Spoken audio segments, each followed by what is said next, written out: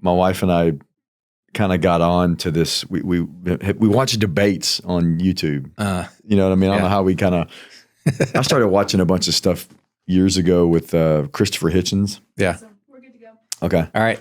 Thanks. Do you know Christopher Hitchens? I don't know him. He's a journalist and a writer, and anyways, but he's English. You know, he's lived in the States for a while. And then we came across this debate.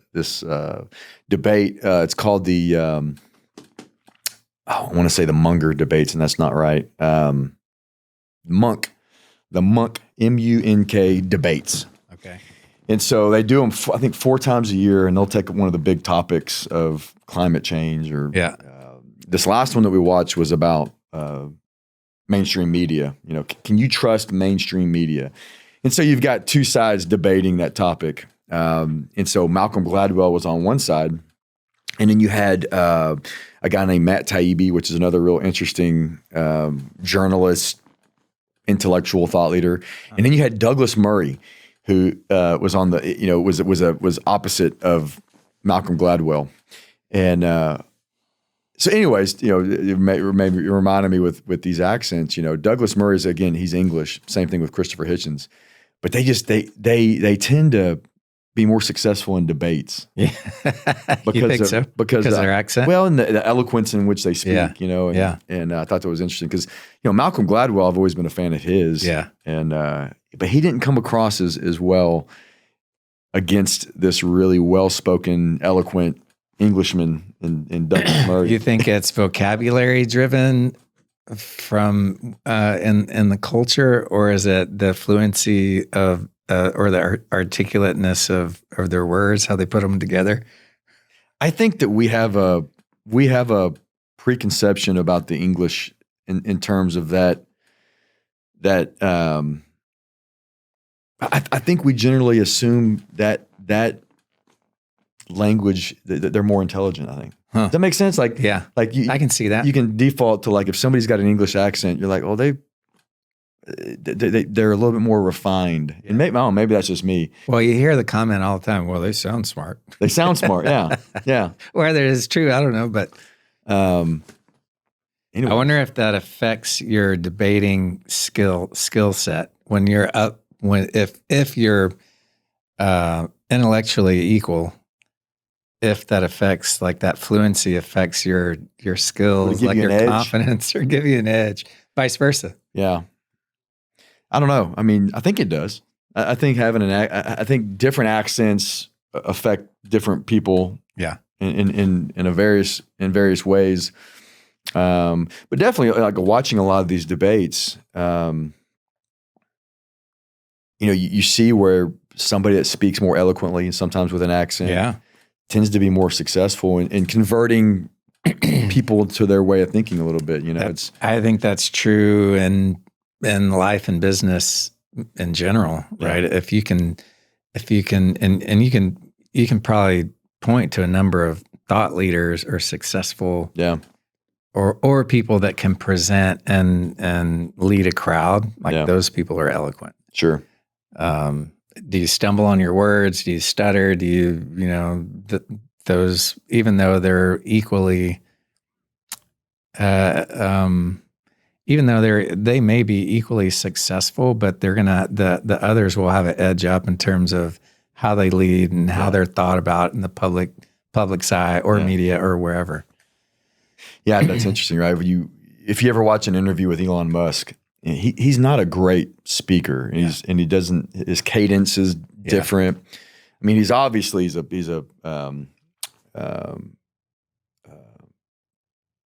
very smart guy. Yeah. He's a brilliant guy, but his communication is kind of different. Yeah. And then you've got, like I said, this guy Douglas Murray. It's very theatrical in the way he speaks, and his tone and his cadence, and he speeds up when he needs to, and he slows down, and he emphasizes certain things, and it's almost a performance. Yeah. And he's really well respected as an orator. You know. Yeah. It's funny when and a lot of people don't think about that. They just in presentation mode think that, I've done the work. I know that the thing that I'm here to talk about. Yeah. I'm just going to show up and do this. I mean, that's kind of funny we're talking about because that's what we're doing. Yeah. But it is a practice skill that whenever I was teaching at architecture at A&M, those kids, like any kid, you don't know how to present your work. You've stayed up all night and you're just like, I'm just going to go out here and spitball. But it's a skill that no one really teaches unless you're in a debate class. Yeah. And that cadence and that inflection of voice, and that you got to offer a little bit of excitement. If you're monotone, then nobody's going to listen to you and people are going to fall asleep. Like that's all shit that you've got to pay attention to. And that is, I think, success in, different realms. Sure. Well, communication is huge, right? And it's multi-layered, multifaceted. And I love, there's a quote by George Bernard Shaw that the biggest problem about communication is the assumption that it's actually happening. Yeah, like that everybody assumes that they are getting a point across, and that the other person is understanding it. Oh my goodness. And that leads to a lot of problems, Take the assumption out. Yeah. Oh man, how many times a day do I say that? Did you assume this is happening? Yeah. No. Well, yeah. I mean, that's it's funny. That's probably the biggest problem that we deal with is assuming that somebody else understands what our message or intent is, whether it's talking about a schedule or talking about, a detail or something else. We tend to assume that we're all on the same page. Yeah. So it's the ninja move is to keep asking questions, I think, to make sure that the other person understands. Yeah. And yeah. So did you read, I'm assuming you read all of Malcolm Gladwell's books? I've read a few of them. Yeah. What was it? Tipping Point or Tipping Point was one of them maybe. What was the one that they talk about the 10,000 hours? Yeah. I was trying to remember the all the books and the different levels, but oh gosh, I'd have to Google it. Yeah.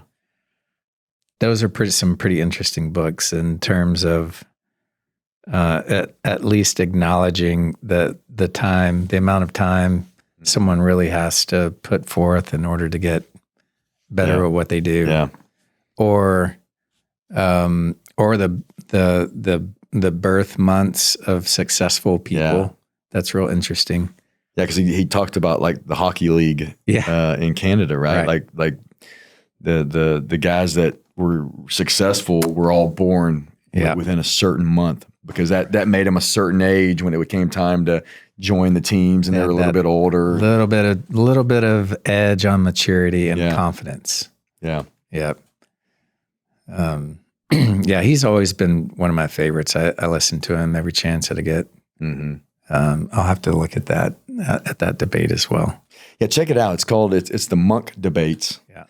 And this particular one, they were talking about trust in the mainstream media. Yeah. And he took the pro side, I guess, that and I might have gotten this wrong. He took the side that you can trust mainstream media, and that they're doing the best they can. And obviously it's a different world today with social media and all these platforms versus what it was 30, 40 years ago, when it was, just, one or two main news sources that you turned on, Walter Cronkite, the 6 p.m. news or whatever it was. And, that was a more kind of, it felt more trusted back then. But, Malcolm's argument was maybe even more curated than what we've got today, right? With more of the kind of crowdsourced information that we get. It's pretty interesting. I was talking to a friend the other day. He's a pretty amazing architect with just a brilliant brain, almost like a conspiracy theorist in a way. And he was making me real nervous actually over the phone. And just the touching on what you just said, the amount of information that's pushed to us these days, a lot of it is really negative. Yeah. Right. And you could, because we're talking about like the mental health of society today. It doesn't seem that great. Yeah. In a lot of different ways. And you really have to break from it and find your happy place, whether it's 20 minutes, 30 minutes, or an hour for that self-reflection and just to remove all the shit because of the amount of information that's coming at us and the amount of negativity that's being put forth with that communication, it's hard probably for some to find this mental clarity and balance in your life. Absolutely. Right. And I don't know. I don't know that it is a better world in terms of the amount of information because you can't decipher what's real or not. Yeah. Back then, 1980s even, like you had 4 news stations and you got your news and all of it was relatively the same. Maybe it was condensed and biased in a way, but you also still had a break from all the shit. Yeah. And like today, it's even you're either dipped in or you're out, and the in between is very difficult, right? Because you're just infused in this onslaught of stuff. Yeah, and his point was, well, people are not, they're assuming, or they're being lazy, or they're not taking the time to really digest and understand all the information that's being processed. Yeah. You don't have time. And you don't have time. And he's got the time. Like he's at a point in his life to where he's reading and he's digging in and he's going down the rabbit hole of whatever, fascinates him. But like, man, I've got 10 minutes to read some information today and get caught up with whatever's going on in the world. Like, what do you do? Where's your source? And having that source that you believe in that cuts to the chase and, is preferably black and white and just giving the proper journalism that we should have today, that's hard to find. Like you just have to find that one source that you believe in and run with it. Yeah. And where do you find that? I think it's important to have debate. That's why this monk debates is pretty interesting, or anything that's more long form content, right? Where especially when you've got two opposing sides, and you can take the time to listen to both viewpoints, and then kind of make your own, form your own opinion about it. Which again, if not to go down the debate or to talk about mainstream media, but obviously you've got your different teams, you've got your different flavors. If you're a CNN or MSNBC, you're going to get one narrative. Yeah. If you're Fox News or some of these other ones, you're going to get another narrative. And those are all, every once in a while I'll pop on and just for more entertainment, see what they're saying. But it is this quick, like these quick hits of like this. And there's never any long discussion around any of that. Yeah. Right. So if you're out there trying to form an opinion, and I think you need to hear both sides. Yeah. To really, that's why some of these. Good point. Yeah. You should probably pick both extremes, listen to them, and then form an opinion, somewhere in the middle. And I think most of the time you find where the whole cliche that the truth is somewhere in the middle. Yeah. Yeah. I don't know. I mean, it's, the whole communication thing and messaging thing, it is very hard to decipher what's real when there's so much noise out there. And just thinking about it from coming back, tying it back to our business, it's, we're struggling now to stay focused on the most important thing, right? We a few years ago, there was a book called Team of Teams, and a general named Stanley McChrystal, and I hope I get that right. Probably ought to have some start fact checking stuff here pretty quick. But I think it's General Stanley McChrystal, and he wrote a book called Team of Teams, where he led a multi-department team of different branches of the military and different three-letter agencies in the United States, fighting terrorism over in overseas in the Middle East. And so they had all these. They would have different special forces teams. They would have CIA teams. They would have Department of Defense people, and they would have these joint missions to go and either take out a bad guy or whatever at these missions. And so they had so many people involved. They were trying to figure out how to disseminate information correctly. To be able to keep this huge team of people that were spread across the globe on the same page and moving in the right direction. And so they ran these, they had morning meetings, and they might have several hundred people on a Zoom call. And they had a certain agenda, but they would push out information to, all these different people real time, so that, folks on the ground could, make the decisions they needed to make in real time. So it was this real decentralized kind of command, right? It wasn't a top down where a general gave it to the next person under him and so on. So, finally the message reaches the person on the ground having to execute after all these layers. It was like the information was pushed down to the entire team. And they called it these shared consciousness meetings. And so I kind of stole that and adopted that years back. Where we would have, if we had a meeting about a project, we would invite everybody to that. And so we do that to some extent today. But it's interesting now, and I don't know if we're just not executing on that idea as well as we should, but I'm finding where people are having trouble focusing on what they should be doing in the moment, because there's so much information, and by design, you're getting a lot of information. You know what I mean? So, and then there's the need for people to, if I get that information, should I act on it? Or should I just be aware of it? And, the more now, as I'm sitting here talking about it, it's probably structural, with how we're doing it. But anyways, recently we've had a couple clients that have requested that we don't hold meetings that way. Why is that? Well, I don't know if it's more of a kind of an issue with how they want to control certain aspects of it. So, for example, we've got a client that we're doing a bunch of projects for, and these are let's just call them restaurant projects. And so, we would have weekly meetings where we've got subcontractors that dial in. We've got our team in terms of, superintendent, project manager, estimator. They're on the call. We've got some of the owner companies and vendors that are on the call. Operations people on the owner side are on the call. And then we would push down like project status, like where are we at today? Where are we trying to get to in 2 weeks? Milestones and all that.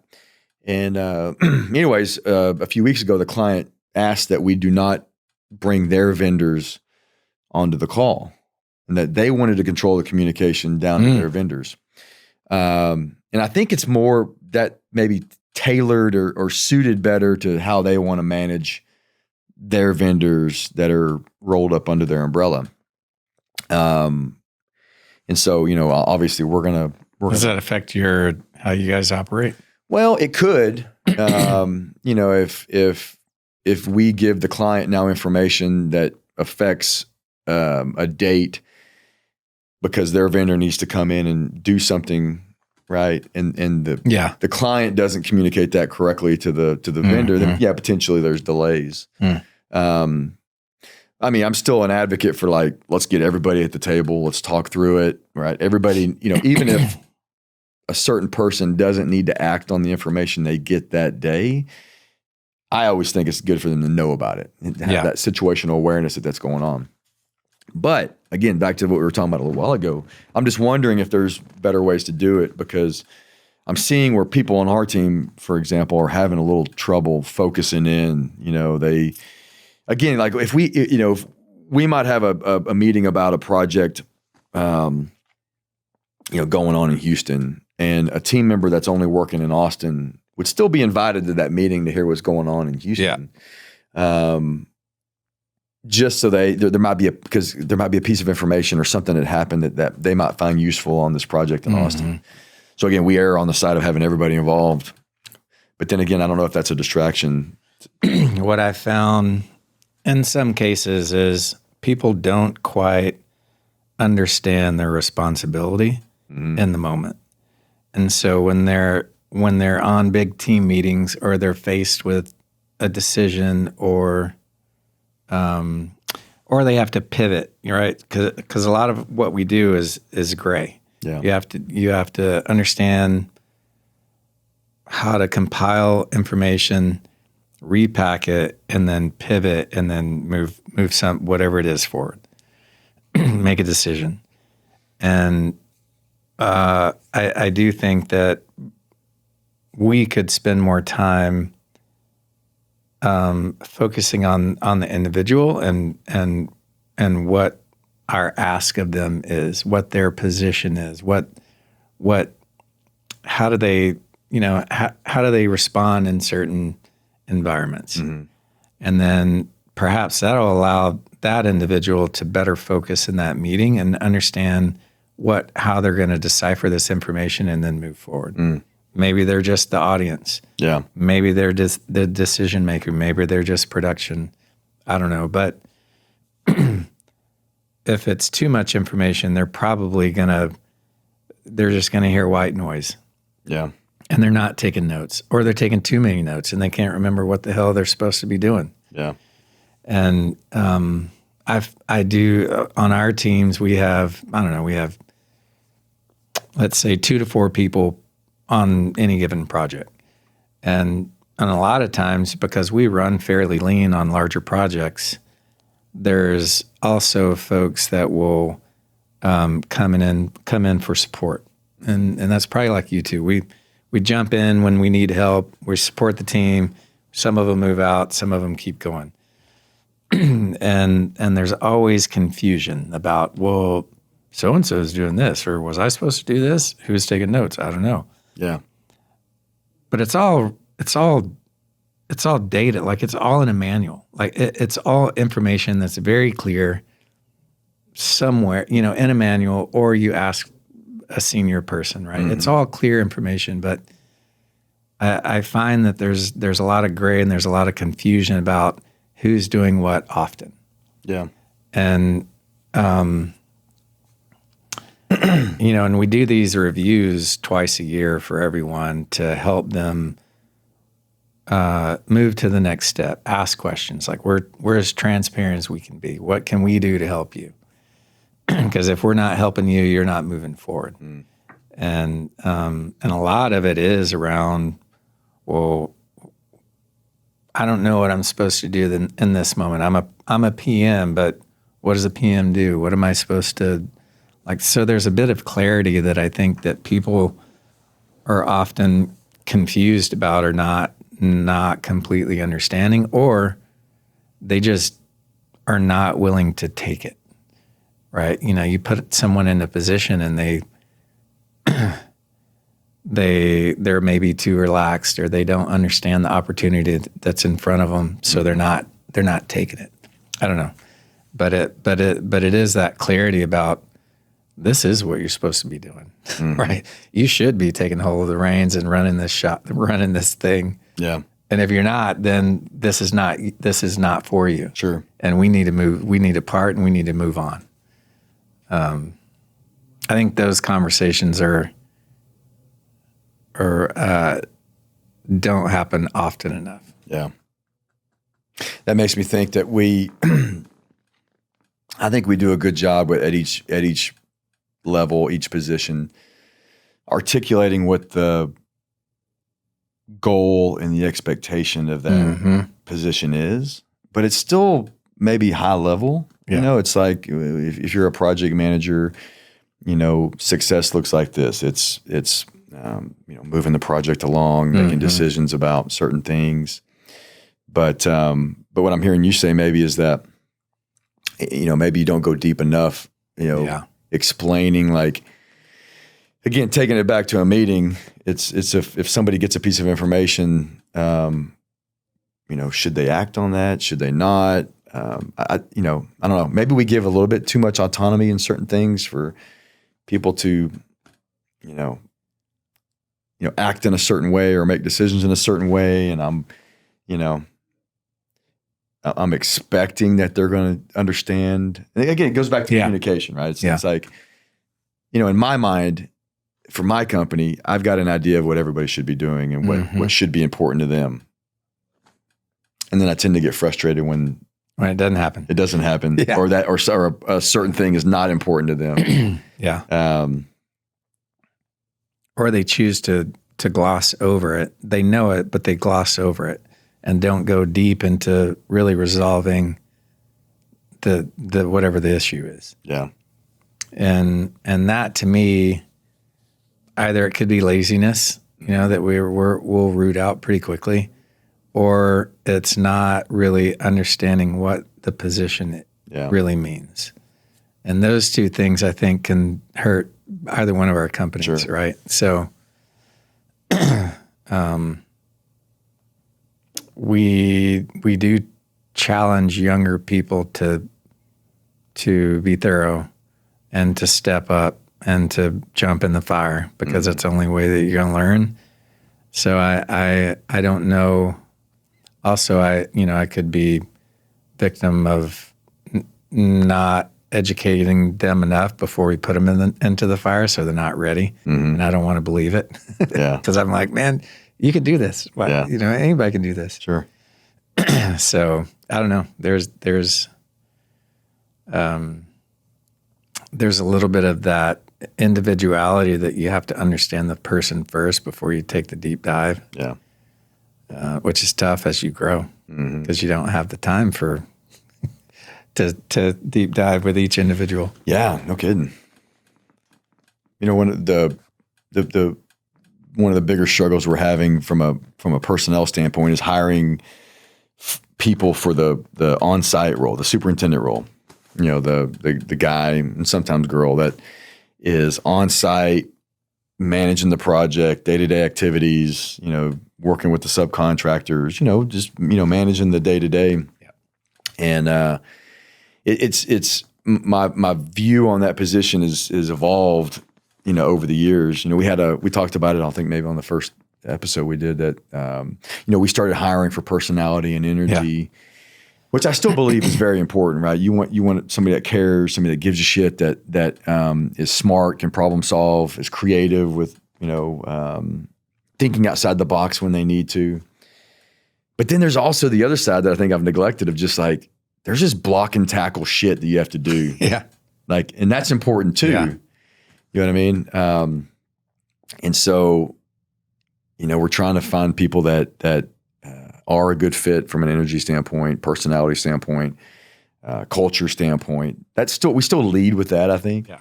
But now it's like, okay, well, can you actually do what we're asking you to do in terms of, understanding a schedule, and, have you built something before where it's got, horizontal construction utilities and some of the more specific things.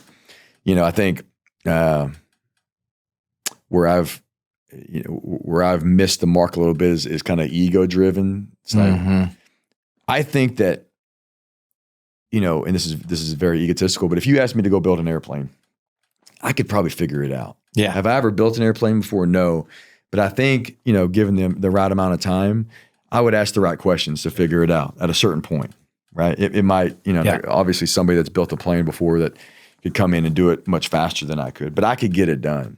But I overlay that thinking onto somebody that's like, okay, we'll put you in a situation that might be relatively new, but if you really give a shit and you start asking the right questions, you'll figure it out. And I've seen that before, but that's not the norm. Definitely not the norm. That's not the norm. That takes a very certain type of brain, and maybe it's entrepreneurial or just a whatever type A, or I don't know what it is, but yeah, I have learned that is definitely not the norm, and it's frustrating when that's your world and you think that that's how everybody operates, because it does get frustrating. But yeah, I don't know. You've got to root those. Have you ever watched the movie or the series Billions? Yes. The most important person about that show, I think, is the psychiatrist. Yeah. Wendy. Yeah. Holy smokes. I think I would love to have that person in our office. Absolutely. Just to like, not only to build confidence, but to also help with all the shit that is in and about. Now, I always wonder now is like, you don't see that very often, these days, but as companies grow, it seems like that talent or that, part of a company should always be there. Right. Because what is gonna build personalities? I don't fucking know. Like, I just think you're born with it most of the time. Yeah. Cause you give a shit. You want to dig into the detail and you want to do better. You want to build this thing. Mm-hmm. But can you train that? I don't know. Yeah. You can train it to a certain capability, but you're not really gonna really get it there. And how do you weed those individuals out quickly enough so that you can find another that will match? Sure. But I always think, where's my Wendy? Absolutely. Yeah. Because I need one too. No, absolutely. Just to kind of help you focus sometimes. Yeah. Right. I've looked for those individuals too, in our community in Austin. I don't know where they are, but it's like the skill set that I thought, man, how valuable is that? Yeah. Well, just to be able to work with your team too, to help people focus, check different, because we all grab onto a story about something and we run with it. And I see that in our team all the time, and it's, we deal with a lot of conflict. We deal with a lot of, problems, and it's and it's real easy to start blaming other people. Oh yeah. And for me, that's, there's a whole philosophy around extreme ownership. Yeah. Right? Another thing that I stole and adopted, a guy named Jocko Willink is a real famous, he's an ex-Navy SEAL, and he's a consultant now and a thought leader and successful podcaster and all that. But he had this thing called extreme ownership, where you own all your results, no matter what happens. Yeah. And you can run that out to the most extreme level, that if you go out at night and get, robbed and shot and killed, that's still your fault. Mm-hmm. Right? You chose to go out late at night. You chose to be in this. So, that mindset, I try to default to that as much as I can. Yeah. Where something happens, it's like, well, no, it's not that person's fault. It's our fault. It's like, we had to fire somebody yesterday, and I try to see it where, that was our fault. We either didn't screen the guy well enough. We didn't, develop him well enough. We didn't coach him well enough. We got to the point where it's, it just wasn't going to be a good, it just wasn't a good fit. But that's where, in our business, I see people just, this is screwed up. I try to catch people in the moment and say, let's don't start talking about how messed up this is. Let's start talking about how somebody fucked up, or, they did this and they did that. It's like, what can we do right now to make the next best decision? Absolutely. To move the ball forward. Right. And it's hard to do sometimes, and I catch myself, I'm a hypocrite sometimes where, we'll be in a meeting and one of the team members will start, bitching and moaning about somebody else. I'm like, hey guys, let's stop right there. What can we control? What can we do? And then later that afternoon, I'm calling one of my people going, this motherfucker over here, like, well, damn, doesn't he, that's a great point. And I would say we have more of the venting, I call it venting, especially from our senior folks. We have more of that and in our world than I care to have. But that's something that I don't like. It doesn't make me feel good. Yeah. It doesn't help the situation. but no matter what level, it's there. Yeah. I have to have that conversation today. Yeah. And I, I find that it's where I have to have people dial back is it's not necessarily in the consultant team, but sometimes we conflict with owners, right? And when you're in an arena where you're trying to create, and you have a strong idea, someone's hired you to build this thing, to envision, to take all of your brain, imagine, document, like sell, all of this stuff. Like that's a pretty big thing for your brain to take on. And like if you really, so you have to believe in it in your whole self. And then to have a client or owner or someone else come in and say, that's shit. I just want to do it like this because, and it's wrong. Like, what do you do? Like that's this thing that, and then to have it keep happening. Right. And then there's animosity. Then there's like built up, just like almost just like they just can't tolerate it. Then you get venting. Then you get name calling. Then you get then it just dominoes. So it's something in our world that I continuously have to battle. Yeah. And it's a very top down thing because it's hard for younger folks to really understand decision making, from an ownership side. So, I have that conversation that you just can't. It's like, here we go again. I don't know how, other than just meet it where it's at and address it. Not necessarily in the moment because it's a teaching thing that I find can't be tolerated in our seniors. Yeah. And you've got to find time outside of the environment to say, we don't do this. Here's why. 1, 2, 3. These are the 1, 2, 3 big reasons why you don't do it. Even though you're feeling it, you can't voice it. And I don't know. That's a tough one. Yeah. Yeah. Because I feel I do it too. Yeah. And I have to find who I vent to keep it hidden, or I just go outside and then well, sometimes you just have to get it out. Yeah, for sure. I tend to, I've got a couple people in our company that I confide in, and take the leader hat off or the owner hat off. And I'm like, I just got to get this out because I don't want to go home and do that with my wife, and I don't have I don't have, friends that I want to burden that with. And so I've got a couple people in the company that, I know they'll understand, but then again, I struggle with, I probably shouldn't be speaking like this. Right. Right. Yeah. That's a big problem for us too. And I need to get better on I like what you said about taking it offline or addressing it in private.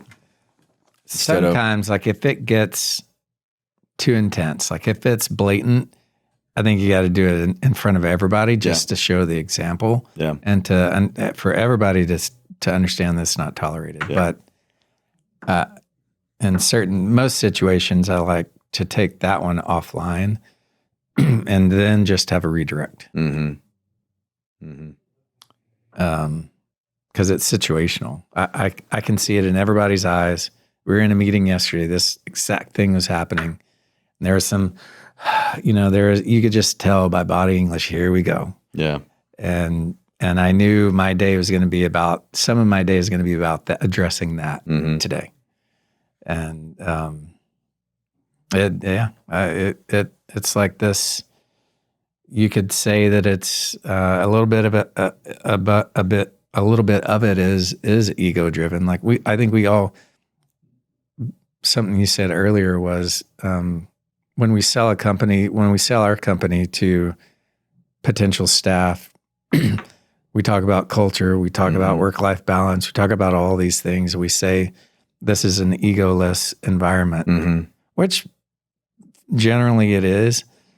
But at the same time, we should talk about the fact that it's okay, right? If you don't have a little bit of an ego, does that mean that you care less or you care more? I don't know, but you have to give a shit. Yeah. And you could replace ego with confidence. Sure. Or you could combine the both of them.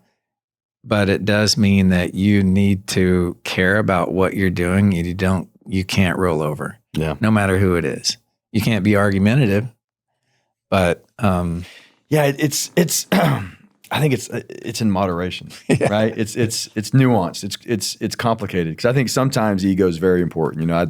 I could point to a few different instances where ego really helped us succeed, and then I can point to maybe more where ego got us in trouble. Yeah, so I think it's deploying it when you need to. I've had a few folks that have worked for me over the years that had huge egos, and that translated into performance, success. But there's a downside to it as well. Yeah. Sometimes you have to, admit when you're wrong, and that's right. And that's lacking in our industry a little bit. We don't want to admit when we're wrong. Ego with humility. Yeah. It's interesting looking back. We left a client or dropped a client a few months ago. It was in the moment it seemed like the right decision, and we talked all the way around it. But I was thinking about this morning about how that was ego driven for us to move away from this one client. Yeah. And I don't know. I don't know that I would make a different decision knowing what I know now. But just for sure it was. We had a bruised ego a little bit, and that's what caused us to make the decision to move away. But I don't know. It's complicated. Well, this is also not about perfection. Yeah. Right. So the fact that you realize it and you may do it the same or differently, that's what it's about. Yeah. And we do talk about our world is not perfect, even though we have to get close. For various That's what reasons. I struggle with, and I'm glad you brought that up because this is when we were talking, when I was thinking about, hey, what are we going to talk about today? It's the acceptance that things are going to be tough, and it's not going to be perfect. Yeah, right? You hit, because I think that we chase perfection sometimes. We chase I know that in our business, and I'm sure yours is the same way. If you run into a problem, you try to figure out how not to have that problem again. If something happens, okay, what can we do from a policy, from a process standpoint that we avoid that, right? Because again, we're in the problem business, to solve problems, and then if there's a way that we can solve a problem once and then overlay that solution on everything going forward to make our life easier, then great. But I think for me anyway, I slip into this the mindset that maybe it should be getting easier along with that. Yeah. And it's just not going to. That I try to remind myself. There's this podcaster I listen to, Chris Williamson, talks about how it's a fallacy that things are ever going to get easier. And it's not easier. It's the hard and the stressful, all that is kind of a filter, right? That's what filters out people that are either going to keep going and stay in the game, or they just quit, or they. Yeah. And it's reminding myself that it's supposed to be tough. It's supposed to be messy. And that's with people. That's with problems. That's with communication. That's with the whole thing. I think it's that getting comfortable being uncomfortable at times. Yeah. Because it's just, things will get better. I think things will get streamlined, but it's never going to get to the point where it's, this is all just, every day is going to be perfect. And no, you know what I mean? But if it were, would you enjoy that? Probably not. Probably not, right?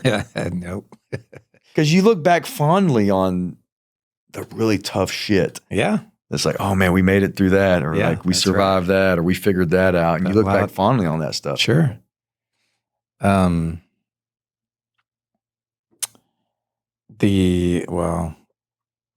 Perfection is a dangerous thing, but also like it's one of those catch-22s. We talk about our work in terms of it being science, right? And you have to how many times do you have to fail? Going back to Malcolm Gladwell as well. How many times do you have to fail to succeed? Mm-hmm. And our days are always different. Our projects are always different. Our clients are always different. So you can't be perfect. Yeah. Like there's a mechanism in there that even though the project could be the same project type, you've got different individuals all across the board anytime. So it's not going to be the same. It's not, you can't reach perfection. But let me ask you this, but at the same time, you can't take your foot off the gas, or you can't stop going in that direction of trying to be better. No. Right? Because if I guess my fear is that if you, I guess again, internally, if I accept the fact that it's never going to be perfect, then does that start breeding complacency?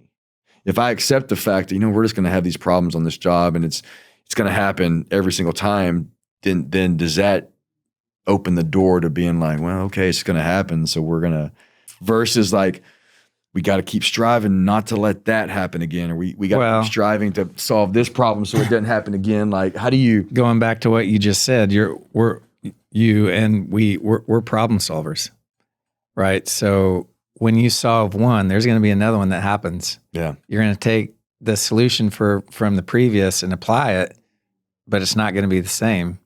So the carrot, right, is to strive for something similar to perfection, knowing that you're going to attain some joy. Yeah. Satisfaction. But it's not enough. Yeah. Right. Because you didn't completely reach it. And then you're moving the dial, you're changing methods, policies, people, whatever, in order to do better the next time. Like that is, I think, is the carrot. Yeah. Right. It's the unknowing, the problem solving, the almost attainable, but not quite attainable. And then you do it again. Yeah. I don't know. Again, I think, as we're building and getting better at certain things, again, I think there's this fallacy that it's at a certain point, you're not going to have everything figured out with your business, but you'll get to the point where like, okay, we'll have things figured out to where, it's going to, you'll have this well-oiled machine that you could kind of sit back and tinker with a little bit. And that's not true, right? I mean, I think there's always, as you grow, there's always going to be different challenges, different problems, people challenges and all that.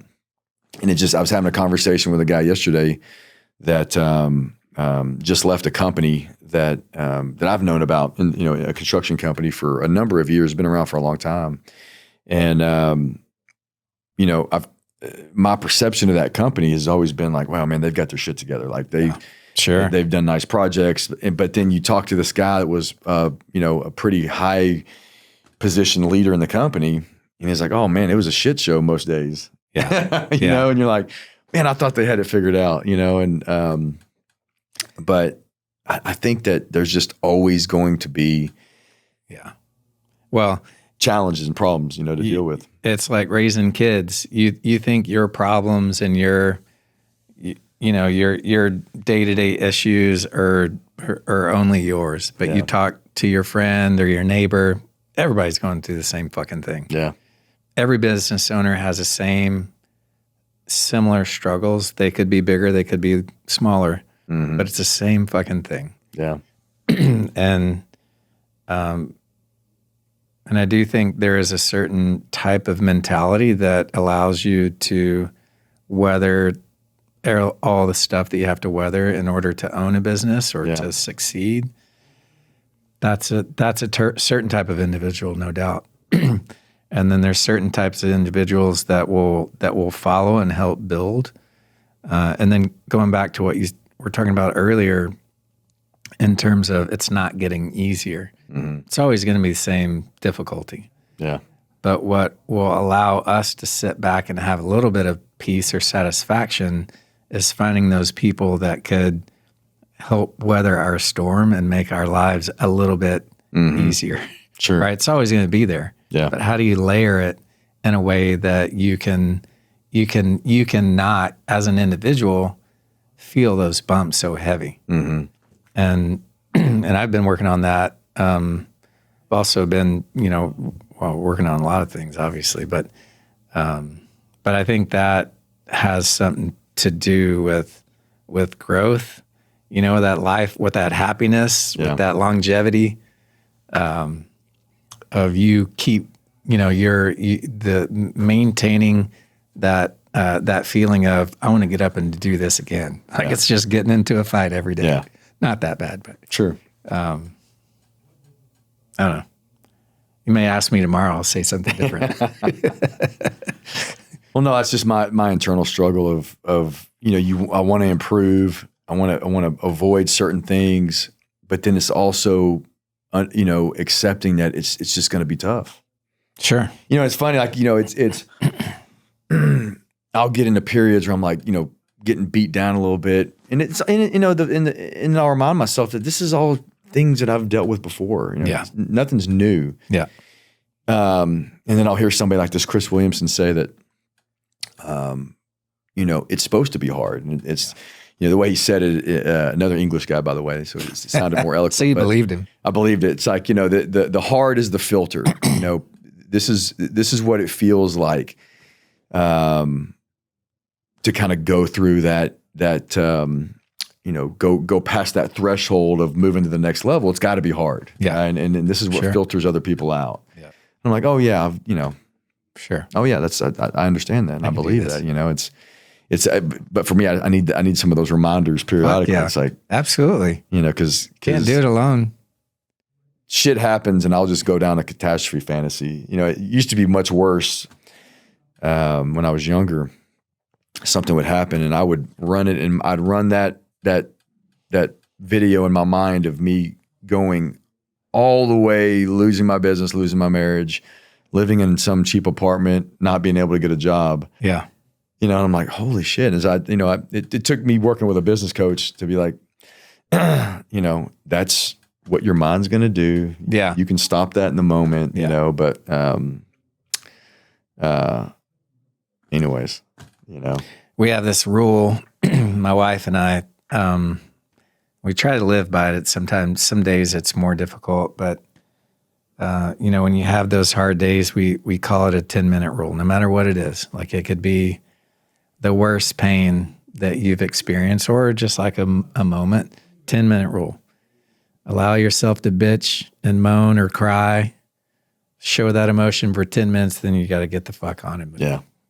And sometimes it lasts more than 10 minutes, obviously, but to try to have those mechanisms to where pain and suffering, it's going to happen. Yeah. And how you deal with it and how you move on is real critical to success. And so you can apply that to work, you can apply it to life, but it's having that mechanism of, we fucked up. Yeah. Own it. Let's feel that pain. Yep. And let's move on. Yeah. But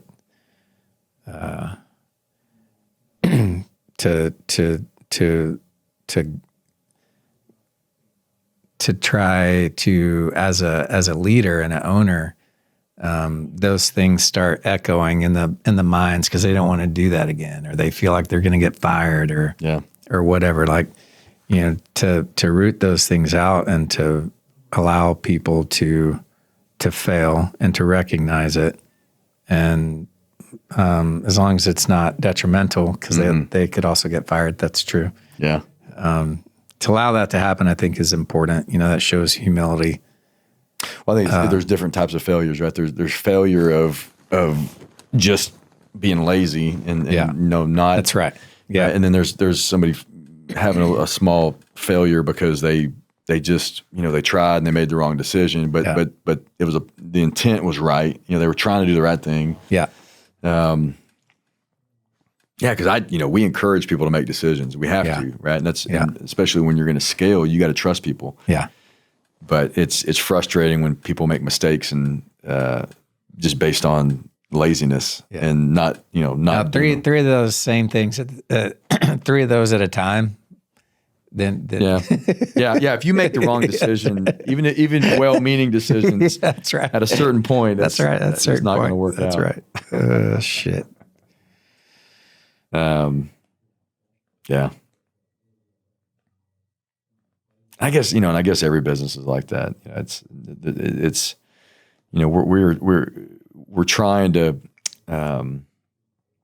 you're trying to take a group of people and get those people to some destination, and that destination could be a lot of different outcomes of, designing a really cool project or building a building or, producing some product. You're trying to move. Got to get them to move. And that's, man, it's difficult. And circling back, I think now more so than ever, it's the culture's changing a little bit because of social media, because of all this, the distractions and all the competition for our attention. People's their